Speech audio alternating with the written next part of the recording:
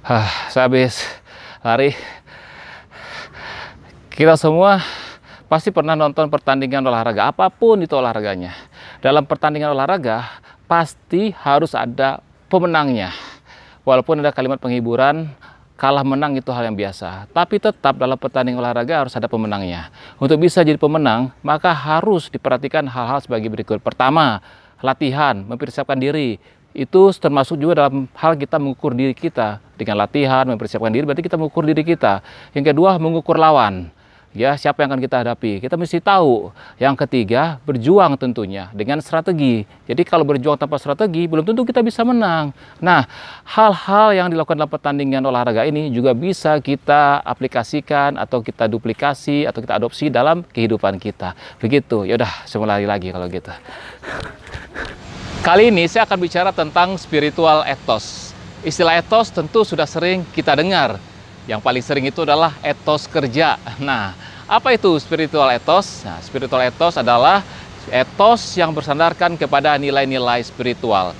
Jadi kalau kita bekerja, kita memiliki spiritual ethos, maka pekerjaan kita itu akan terasa lebih ringan karena kita memiliki tujuan yang bersandar pada nilai-nilai spiritual. Memiliki keyakinan bahwa pekerjaan kita itu dilihat bukan hanya oleh manusia, bukan oleh hanya pimpinan, tapi juga oleh Tuhan yang Maha Kuasa. Dengan demikian kita tahu bahwa hasil yang kita peroleh atau gaji yang kita peroleh bukan hanya semata-mata dari perusahaan tempat kita bekerja, tapi ada yang memberi rezeki, Maha Pemberi rezeki, yaitu Tuhan. Nah, dengan demikian apa yang kita lakukan menjadi lebih bersungguh-sungguh, dan ketika kita mendapatkan kendala, maka kita pun berserah kepada yang Tuhan untuk bisa mendapatkan solusinya, sehingga kita pun dalam bekerja selalu dalam keadaan riang gembira karena kita memiliki spiritual ethos. Sekarang kita sering mendengar istilah revolusi industri 4.0.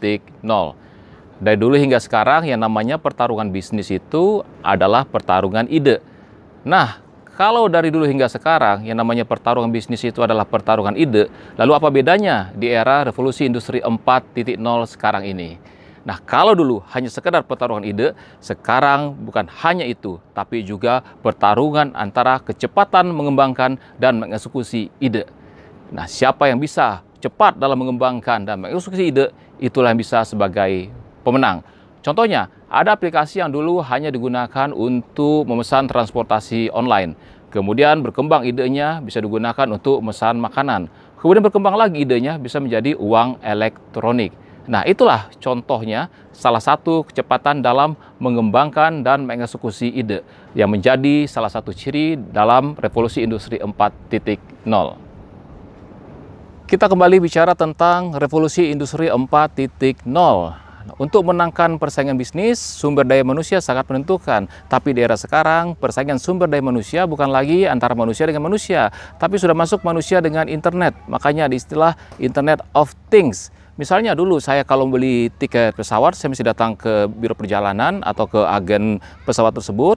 Saya pesan tiket, ketemu orangnya, kemudian tiket saya di print, dan bahkan kalau ingat ya dulu tiket pesawat itu tebal sekali itu ya, kayak buku kwitansi.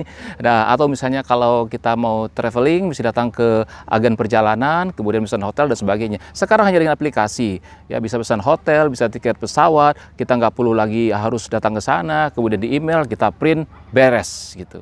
Nah, banyak lagi contoh-contoh bisnis yang seperti itu sekarang itu. Maka karena itu manusia, karena persaingannya bukan lagi dengan manusia, harus selalu meningkatkan kompetensi diri, skill, dan upgrade atau meningkatkan pengetahuan.